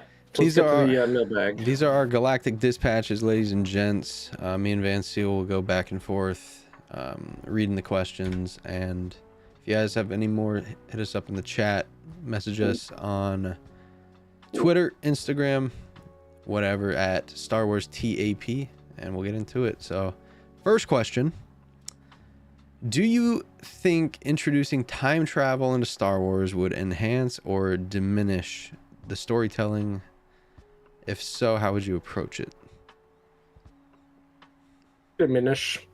I think it's overused. They use it too much in almost anything, and I think anytime you add multiverses, time travel, alternate timelines, I think what it does is it automatic, because those are terms we are familiar now thanks to Marvel. Everyone knows what those are now because of Marvel. Mm-hmm. So the second you hear those terms, anything revolving death or any significant event immediately loses all of its meaning, because now it's well, I could just time travel and do this, or I could just go back and save this person, or we can bring that person back to life, or I can go to a different timeline. You know what I mean? So I think when you change stuff like that, it depends on the show. But for most shows, I would say it makes things lose their meaning. That's where I lay too.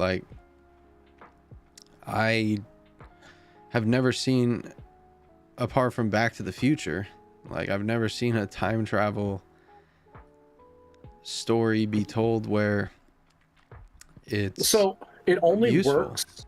It only works if it's all about time travel, I feel like. Yeah.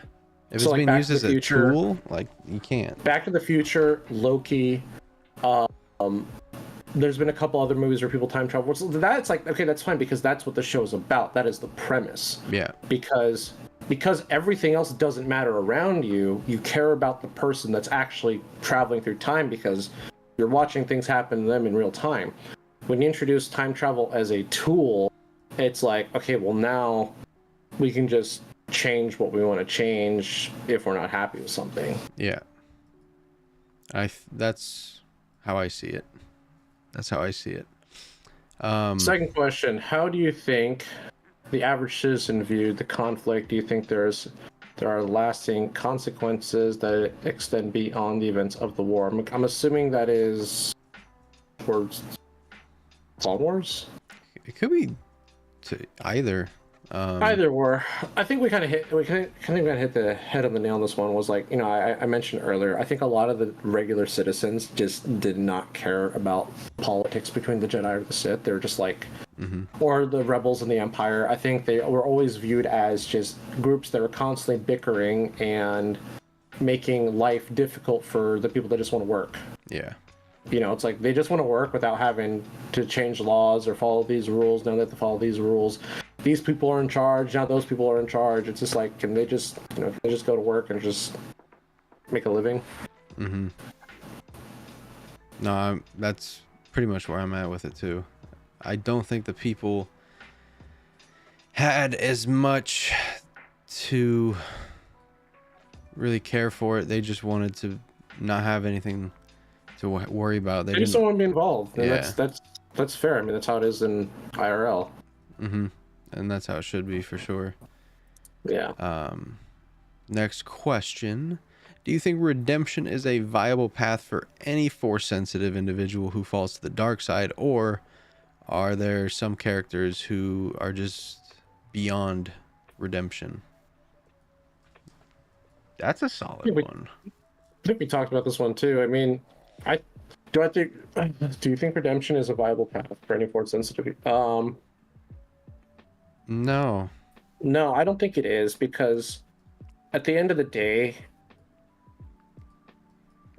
People are just, I think, not them. yeah, and like if you're being forced into redemption, is it really considered redemption? No.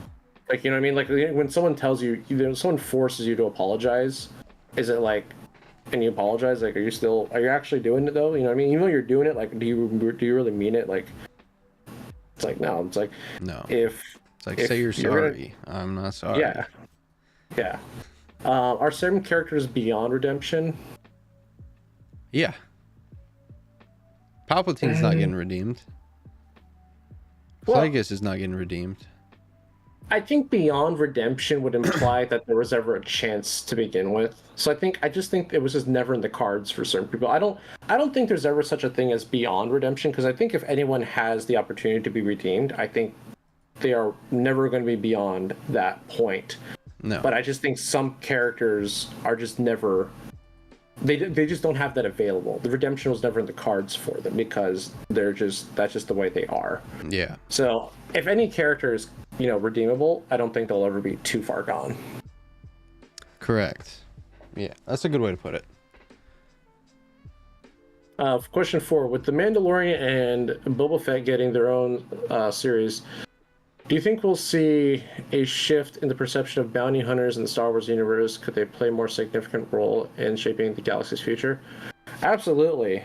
I wish we got a show about War of the Bounty Hunters, the comic, because there's so much that happens in between episode 5 and 6 where, like, I don't want to say like bounty hunters have shaped the course of certain things in the galaxy, but like there are certain moments and missions or bounties that they take, and it does change or influence certain decisions in the galaxy. So while they don't have a immediate presence in the shape of the universe, I think bounty hunters are used as like the tools of fate, so to speak. I think they are used as like an instrument to guide the hand behind the curtain. So while they're not they're not first party changing the universe, they are definitely like a second or third party, 100% involved. But we don't get to see that a whole lot. No. Which is unfortunate because the Mandalorian was a bounty hunter for about 2 minutes. And then became a stepdad or something like that for Grogu. Pretty much, man. Yep. I like this next question. If you had to rewrite the fate of a specific character in Star Wars history, who would it be and what? Instead of how, like, also why? I want to see if there's any like significance to that character for you. If you had to rewrite specific character, who would it be? That's a really good question. I'm trying to think of anyone that's been done dirty. I'm not thinking anything of the sequels because Luke everyone's done dirty. Plo Koon. I think he deserved an honorable death. Instead of being shot in the back while taking off. Yeah. I'm trying to think of one. Damn, this is a good question.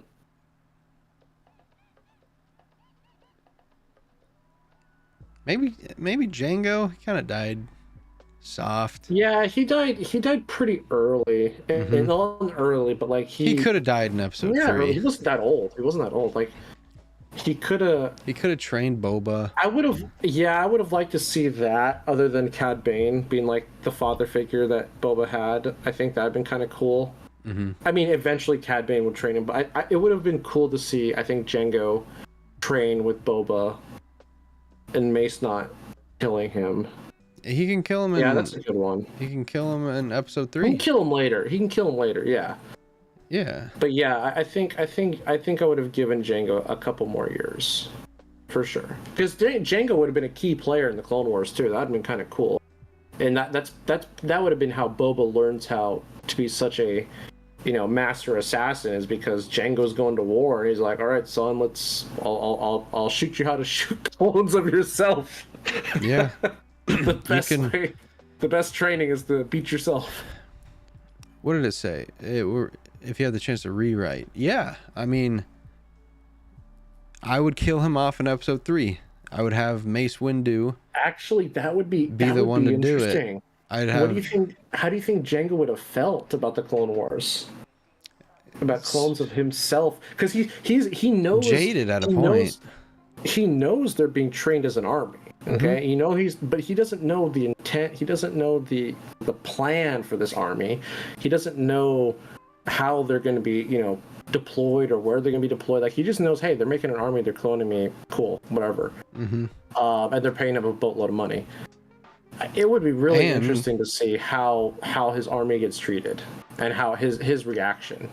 And like the Republic realizing that's literally our enemy who we're cloning. Yeah. Because the Battle of Geonosis, like, if he didn't die, word's getting out, hey, Jango Fett is Count Dooku's man. Like, we're cloning the enemy to fight the enemy. Yeah, he'd been really confused. He probably would have been like, what the hell? But it would have been cool if he was on the Invisible Hand with like Kenobi, and he's the one that ends up, he kills Jango there, and he's the one that beheads Dooku, because we know they have history too. Anakin can be knocked out. See, I always thought when episode 3 was coming out, I always predicted that Boba was, because everyone knew, like, how are the Jedi all going to die? Because they don't, they all just disappear. I always predicted there was going to be a showdown between Boba and Mace, and Boba was going to kill Mace out of revenge. I always thought that was going to be a thing, and I was so disappointed as a kid when I first saw it, because I was a huge Boba Fett fan and Jango Fett fan, growing up. And I was like, dude, that would have been such a cool arc for just like, Anakin versus. in my little kid brain, I was like, there's gonna be 3 epic battles. You're gonna have Anakin versus Obi-Wan, Yoda versus the Emperor, Boba versus Mace. Yeah, because episode 1 there are 3. Yeah. Would have been a nice little touch. Keep 3 going. That would have been sick. He could have been the one. Because I don't like the office scene where Mace dies. I don't like that scene necessarily. Well, because we just don't like Mace. No. We just don't like him, so that's why we don't like that scene. It's like if it was any other Jedi, I'd be like, yeah, that's fine. Saying that with that hat on is crazy. All right, bud. Next question. What's your opinion on the morality of the... Your hat, too, by the way. It is my hats. SoTeekomerch.com. What's your opinion on the morality of the rebellion's use of guerrilla tactics against the Empire? Do the ends justify the means in their fight for freedom? That's a good question. Absolutely. For you as a political guy. Yeah, freedom isn't free. Freedom isn't free, and the rebels were fighting a fight that they could never win. No. Which, in the grand scheme of things, I still think they lost. Even though they did defeat the Empire, they blew up the second Death Star with the Emperor. Yeah. Yeah, and only to make things worse. And guess what? The way they run things. Thrawn's back, motherfuckers. After they were told, Thrawn's coming back, they're just like, Thrawn's back, motherfuckers. Yeah. The Empire's back, baby. So... the boys are back in town. Yeah. I bet there's so many like pro-Empire red hat wearers. They're like, hell yeah, brother. Empire's back. Empire Day. I love it. Yeah. We're roasting Bantha tonight. Well, that's the thing is the Empire, like, the Empire provided so many jobs for people, and like the Galactic, I mean, okay, I'm not going to go super into it, but I mean, going back to the question, do you justify the guerrilla warfare? Sure. You gotta do what you gotta do. I mean, Saw Gerrera, like, everyone villainizes this guy, and yeah, I mean, he's an extremist. But, you know, he's doing what he's got to do. And that goes back to what I was saying about the Old Republic, about you have people that are portrayed as villains, at heart, good guy. Maybe they go about their intentions the wrong way, but they mean well. And then vice versa. You got good people that are just doing evil. Oppenheimer, solid. Hey, he's kind of a wild guy. He's cheating on his wife, but yeah, never mind. Bad example. With a commie. Yeah, with the fucking commie. With a separatist. But yeah, so I think it's fine. I mean, I think that the rebels. I mean, look how they brought down the AT-ATs. Yeah. They literally used cargo cables to bind their legs. And I don't think that's how they were like meant for. Those were literally meant for hauling cargo. I think they're always represented well. Like in Rogue One, they genuinely look like terrorists. Yeah. Oh, absolutely. I mean, even in Star Wars Rebels, I mean, when you look at the Rebel fleet, not like the actual fleet, but like you look at their ships, they're using cargo ships. They're using whatever they can, you know, get their hands on and weaponize and use it, because you're up against the Empire. They have money, they have weapons, they have unlimited supply of troops. Like, what do you do against unlimited? Like, you get whatever you can get, you know, you make the best of what you got. No, that's true. Question 7. Yeah, I'm curious about your take on the politics of Star Wars. So here we go. Do you think the galaxy would have been better off with more decentralized government, or was the Republic's downfall inevitable? It surely wasn't inevitable. So, going back to the Old Republic, politics are way more interesting. And I think they make way more sense in the Old Republic, because you actually have separate governments. You have a Sith homeworld, the Sith capital. They have a capital called Dromund Kaas. Great planet, awesome. Great planet, love the sushi. Love the sushi. Lightning storms 24/7. You can't miss it. So the Sith have their own capital. The Sith have their own planet. They have their own system of planets. They're organized, right? Then you have the Jedi, same exact thing. So you have two governments that are clashing. You have the Sith Empire and the Republic. The Republic have the Jedi. The Sith Empire have their own troops, and they also have the Sith. And I kind of feel like with the Galactic Republic and the Jedi and the Galactic Civil War, you know, being the original trilogy, it always feels like you only have one government in power, and the other one's trying to catch up and, you know, capture the flag, so to speak. So in the prequels, you have the Sith trying to undermine and underthrow the Jedi, which is crazy. You literally have two people trying to take that entire government, Rule 2. And then it flips. And now you have a ragtag group of rebels trying to take down an empire, to which it flips again to the New Republic trying to be taken down by Thrawn. So going into the politics, because that was the whole thing,